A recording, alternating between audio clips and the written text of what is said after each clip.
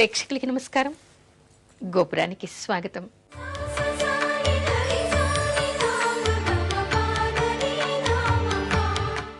ఆశ్వీజ మాస విశేషం ఏమిటి? ఆశ్వీజ మాసం అంటేనే ఈ మాసంలో పౌర్ణిమ రోజు చంద్రుడు అశ్విని నక్షత్రంలో ఉంటాడు కాబట్టి ఈ మాసానికి ఆశ్వీజ మాసం అనేటువంటి పేరు వచ్చింది. ఈ మాసంతో మనకి శరదృతువు ప్రారంభం అవుతుంది. శరదృతువు అంటే మనకి సంవత్సరంలో 6 ఋతువులు ఉంటాయి. శ్రావణ భాద్రపదాల్లో మనకి వర్ష ఋతువు, భాద్రపద మాసం పోగానే మనకి ఆశ్వీజ మాసం ప్రారంభం అవుతుంది. ఈ మాసంతో మనకి శరదృతువు ప్రారంభం అవుతుంది. అయితే ఈ శరదృతువు గురించి చాలా విశేషంగా చెప్తారు. శరదృతువులో వెన్నెల చాలా అందంగా ఆహ్లాదకరంగా చాలా బాగుంటుంది. ఈ మాసంలో మనకి చాలా విశేషాలు ఉన్నాయి. ఏమిటి అంటే మనకి ఒకవైపు నవరాత్రి దీక్ష ప్రారంభమవుతుంది. ఈ నెలలో శుద్ధ పాడ్యమి నుంచి మనకి దశమి వరకు, విజయదశమి వరకు దేవీ నవరాత్రులు ప్రారంభమవుతాయి. అయితే కొంతమంది మనకి దేవీ నవరాత్రులు దసరా వరకు మాత్రమే చేస్తారు. దీక్షాపరులు పౌర్ణిమ వరకు కూడా చేస్తారు. అది పక్కన పెడితే ఇంకా మనకి చాలా విశేషాలు ఈ మాసంలో మనకి కనిపిస్తాయి.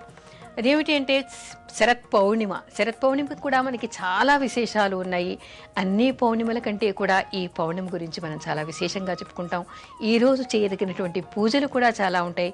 ముఖ్యంగా చంద్రుణ్ణి గురించి చేయవలసినటువంటి కార్యక్రమాలు మనకి చాలా కనిపిస్తాయి. ఆ తర్వాత అట్ల తద్ది కూడా మనకి ఈ మాసంలోనే వస్తుంది. మరో విశేషం ఏమిటంటే మనం ఆయుర్వేదం గురించి అత్యంత ఇష్టంగా చెప్పుకుంటూ ఉంటాం. అనాది నుంచి మనం వాడుతూ ఉన్నాం. ఒక ఉపవేదంగా కూడా చెప్పుకుంటూ ఉన్నాం. దానికి మూలమైనటువంటి ధన్వంతరి జయంతి కూడా మనకి ఈ మాసంలోనే వస్తుంది. ఆ తర్వాత మనకి ధనత్రయోదశి. అందరూ కూడా కొత్త నగలు కొనుక్కోవడానికి ఎగిసెగిసి పడి ఉరుకులాడి ఎక్కడికెక్కడో వెళ్ళి ఏదో చేసి ఏదైనా చేసి తప్పనిసరిగా కొంతో బంగారం కొనుక్కునేటువంటి రోజుగా, లక్ష్మీ పూజ చేసేటువంటి రోజుగా మనం చెప్పుకుంటూ ఉంటాం. అలాంటి ధనత్రయోదశి కూడా మనకి ఈ మాసంలోనే వస్తుంది. మరో విశేషం ఏమిటంటే ఈ మాసంలో మొత్తం కూడా మనకి అత్యంత శుభకరంగా గడుస్తుంది. ఎందుకు అంటే మొదటి 10 రోజులు మనం దసరా నవరాత్రులు చేసుకుంటాం. ఆ తర్వాత ధనత్రయోదశి అని, తర్వాత పౌర్ణిమ అని. అంటే ఈ మాసంలో పౌర్ణిమకి ఎంత విశేషం ఉందో, ఏ మాసంలో కనిపించనంత విశేషం ఈ మాసంలోని అమావాస్యకు కూడా ఉంది.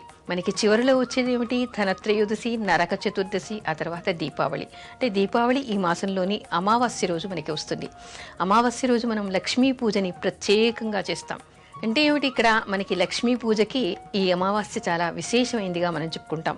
అంటే ఈ మాసంలో మనకి దాదాపు ప్రతిరోజు ఒక పండగగా చెప్పుకోవచ్చు. అత్యంత విశేషమైనటువంటి మాసంగా మనం ఈ ఆశ్వీజ మాసాన్ని చెప్పుకోవచ్చు.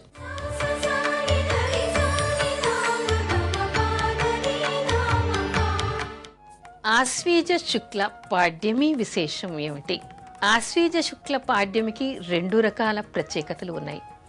అదేమిటి అంటే, ఒకటి మనం భాద్రపద మాసంలో చివరి పక్షం రోజులు పితృపక్షాలుగా చెప్పుకుని పితృదేవతలకి చేసుకున్నాం. అయితే ఈరోజు కూడా ఒక విశేషం ఇక్కడ చెప్పబడింది. అది ఏమిటి అంటే, ఈ ప్రతిపదకి దౌహిత్ర ప్రతిపద అనేటువంటి పేరు కూడా ఉంది. దౌహిత్రుడు అంటే కూతురు కొడుకు అనేటువంటి అర్థం. అంటే కూతుళ్ళందరిలోకి పెద్ద కొడుకు ఎవరున్నారో వాళ్ళని దౌహిత్రుడు అంటారు. కాకపోతే మొత్తం అందరినీ కూడా దౌహిత్రులు అని కూడా అంటారు.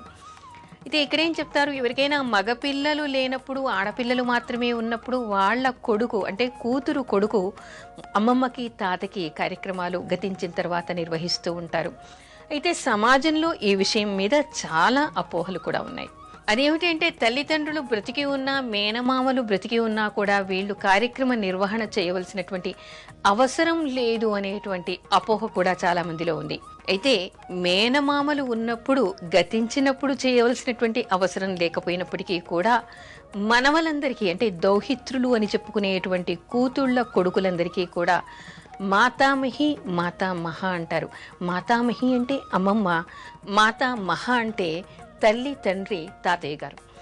వీళ్ళకి గతించిన తర్వాత వాళ్ళ కొడుకులు కర్మలు చేసినప్పటికీ కూడా ప్రతి సంవత్సరం ఆశ్వీజ శుక్ల పాడ్యమి రోజు మాత్రం తప్పనిసరిగా కార్యక్రమ నిర్వహణ చేయటం, తర్పణాలు వదలటం, వాళ్ళ పేరు మీద అన్నదానాది కార్యక్రమాలు నిర్వహించాలని చెప్పేసి మనకి ధర్మసింధూకారుడు చెప్తూ ఉన్నాడు.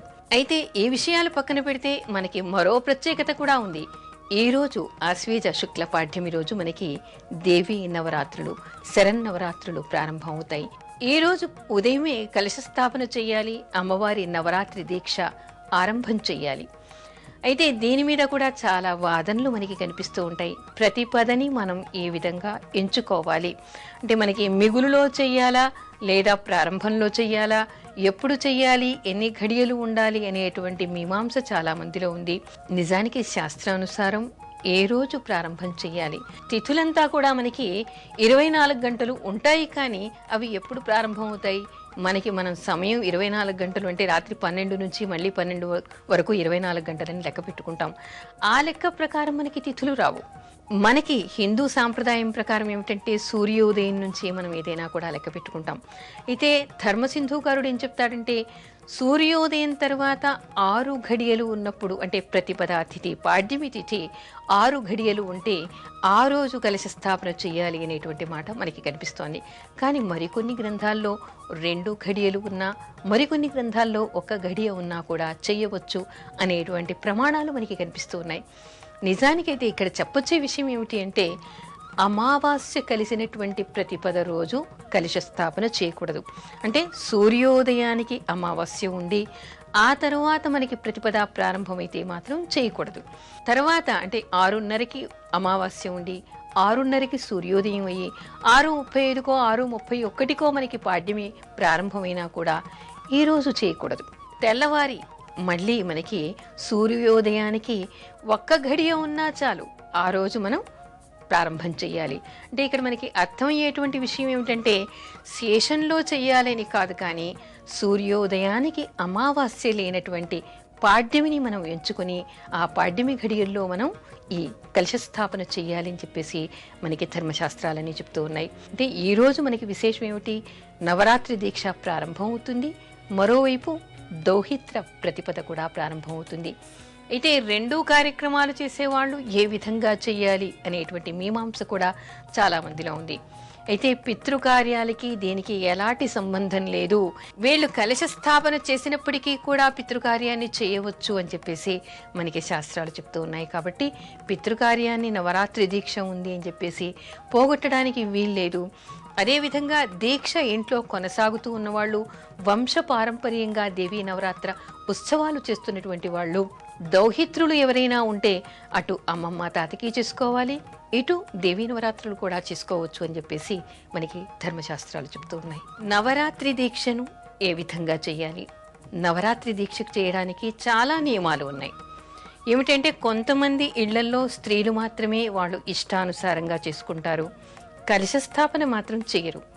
కానీ దంపతులిద్దరూ కూడి నవరాత్రి దీక్ష చేసినప్పుడు, ఇంటి ఆచారం ప్రకారం చేసినప్పుడు, వంశానుసారంగా చేసినప్పుడు, శ్రీచక్రం ఉన్నప్పుడు తప్పనిసరిగా కలశ స్థాపన చేస్తారు. అయితే నవరాత్రి దీక్షను దంపతులిద్దరూ చేసినా, కేవలం పురుషులే చేసినా, లేదా స్త్రీలు మాత్రమే చేసినా కూడా దీనికి చాలా నియమాలు ఉన్నాయి.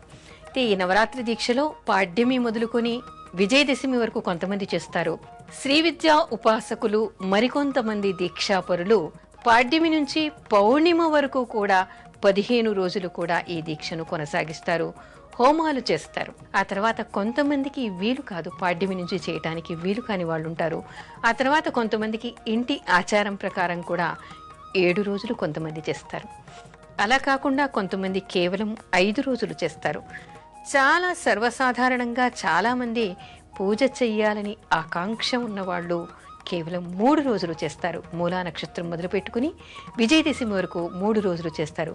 అంటే సప్తమి, అష్టమి, నవమితో 3 రాత్రులు అయిపోతాయి. విజయదశమికి దీక్ష సమాప్తం చేస్తారనమాట. ఈ విధంగా నవరాత్రి దీక్షను వీళ్ళు పాటిస్తూ ఉంటారు. అయితే పాటించడానికి చాలా నియమాలు ఉన్నాయి. ఏ విధంగా పాటించాలి అంటే దీక్ష ఎన్ని రోజులు చేశారు అనేది పక్కన పెడితే ఏ విధంగా చెయ్యాలి అంటే దీనికి ఏమిటంటే చాలా నియమాలు. రోజూ తలస్నానం చేయాలి, ఏకభుక్తం చెయ్యాలి. కొంతమంది ఏమో రాత్రికి నక్తం అంటారు. నక్తం అంటే పగలంతా ఉపవసించి రాత్రి మాత్రమే భోజనం చేస్తారు. అంటే రాత్రి పూజ హారతి అయిపోయిన తర్వాత అప్పుడు భోజనం చేస్తారు. మరికొంతమంది మధ్యాహ్నం పూజ అయిపోయిన తర్వాత భోజనం చేసి రాత్రి ఉపవాసం ఉంటారు. మరికొంతమంది దీక్షాపరులు ఈ 10 రోజులు కూడా కేవలం పాలు పళ్ళ మీదనే ఉండి హోమం పూర్తయిన తర్వాత విజయదశమి రోజు పారణ చేసి అప్పుడు భోజనం చేస్తారు. ఈ విధంగా భోజన నియమాలు ఉంటాయి. ఆ తర్వాత భోజనం కూడా సత్వాహారాన్ని వీళ్ళు తీసుకుంటారు. తర్వాత ఏలాంటి ఉల్లిపాయలు కానీ, మసాలాలు కానీ, కారాలు కానీ ఇలాంటివి కూడా నిషేధంగా చెప్తారు. కొన్ని కూరల్ని కూడా మనకి చాతుర్మాస్య దీక్షలో ఏ విధంగా చెప్తారో అలాంటి కొన్ని కూరల్ని కూడా ఇక్కడ నిషేధంగా చెప్తారు. ఇక్కడ తినే విషయాలు పక్కన పెడితే పూజా విధానం ఏ విధంగా ఉండాలి, ఇంకా ఎలాంటి నియమాలు పాటించాలి అంటే బ్రహ్మచర్యం పాటించాలి, భూసేనం చేయాలి, నేల మీద పడుకొని నిద్రపోవాలి. ఆ తర్వాత ఏకభుక్తం చేస్తారు, రోజు తలస్నానం చేస్తారు. పూజా విధానంలో 3 పూటలా పూజ చేసేవాళ్ళు కొంతమంది, 2 పూటలా పూజ చేసేవాళ్ళు మరికొంతమంది కనిపిస్తారు. అయితే ఇక్కడ మాత్రం తప్పనిసరిగా ప్రాతఃసంధ్యాకాలంలో, సాయం సంధ్యా సమయంలో కూడా అమ్మవారికి అర్చనలు చేయాలి. ఆ తర్వాత ఇక్కడ దేవీ నవరాత్రుల్లో ముఖ్యంగా పఠించవలసినటువంటివి విశేషంగా మనకి కనిపిస్తాయి. పాడ్యమి మొదలుకొని దశమి వరకు మనకి సప్తశతి పారాయణం చేస్తారు. రోజు ఒక పారాయణం చేయడం మనకి కనిపిస్తుంది. బ్రాహ్మణ్ణి పెట్టి కానీ, స్వయంగా చేసుకోగలిగిన వాళ్ళు చేసుకోవడం కానీ రోజు కూడా దేవి సప్తశతి పారాయణం చేయాలని చెప్తారు. అది చేతకాని వాళ్ళు అంటే సప్తశతి పారాయణం చేయడానికి నవార్ణ మంత్ర దీక్ష ఉండాలి. అది లేనటువంటి వాళ్ళు దేవి భాగవత పారాయణం చేస్తారు. మరికొంతమంది రోజు లలితా సహస్రనామం చేస్తూ అమ్మవారికి కుంకుమార్చన చేస్తారు. అయితే ఈ కుంకుమార్చన చేయడానికి ఏమిటంటే శ్రీచక్రం ఉంటే శ్రీచక్రం మీద చేయవచ్చు. కానీ ఇక్కడ మనం కొన్ని విషయాలు తెలుసుకోవాలి. కొంతమంది పటాన్ని పెట్టుకుని, విగ్రహాన్ని పెట్టుకుని, విగ్రహం మీద కుంకుమార్చనలు చేస్తుంటారు. అలా చేయకూడదు. కేవలం అమ్మవారు విగ్రహంగా కాకుండా మన ముందర ఉంది అనేటువంటి భావన మనకి ఉండాలి. మన ముందర ఉంది అంటే మనం కళ్ళల్లో, ముక్కు మీద, మొహం మీద కుంకుమ పోయకూడదు కదా. కేవలం పాదాల మీద చెయ్యాలి. అయితే మన ఇళ్లలో ఉండే విగ్రహాలు చాలా చిన్నగా ఉంటాయి. మనం కుంకుమార్చన చేసేసరికి విగ్రహం నిండా పడుతుంది. అందుకని ఇళ్లల్లో ఉన్నటువంటి విగ్రహాలకి మనం కుంకుమార్చన చేయకూడదు. కేవలం ఒక పసుపు గౌరీని పెట్టుకుని తమలపాకు మీద ఆ పసుపు గౌరీకి కుంకుమార్చన చేయాలి, లేదా శ్రీచక్రానికి కుంకుమార్చన చేయాలి. మరో విశేషం ఏమిటంటే ఇక్కడ నవరాత్రుల్లో మనకి కనిపించేది కుమారి పూజ, సువాసిని పూజ, వటుక పూజ, వేద బ్రాహ్మల పూజ కూడా మనకి ఇక్కడ కనిపిస్తుంది. విశేషంగా కుమారి పూజని, సువాసిని పూజని మనకి ఇక్కడ చెప్తారు. ప్రతిరోజు నవరాత్రుల్లో ఒక్కొక్క వయస్సు కన్నె పిల్లని పిలిచి ఒక్కొక్క రోజు పూజించి దక్షిణ తాంబూలాలు, వస్త్రాలు సమర్పించి భోజనం పెట్టాలి. అమ్మవారికి పూజ చేసినట్టు పూజ చేయాలని చెప్పేసి కూడా మనకి శాస్త్రం చెప్తోంది.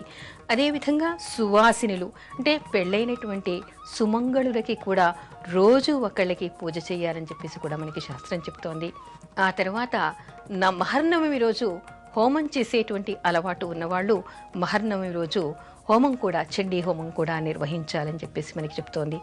ఆ తర్వాత దసరా రోజు విజయదశమి అమ్మవారికి పట్టాభిషేకం, ఆ రోజు అమ్మవారికి పూజ చేయడం మనకి కనిపిస్తుంది. ఈ విధంగా వ్రతాన్ని మనం సమాప్తి చేసుకోవాలి. కొంతమంది దీక్షాపరులు మాత్రం పూర్ణ దీక్ష ఉన్నటువంటి వాళ్ళు, తెలిసిన వాళ్ళు మాత్రం పౌర్ణిమ వరకు కూడా ఈ దీక్షను కొనసాగించడం మనకి కనిపిస్తుంది.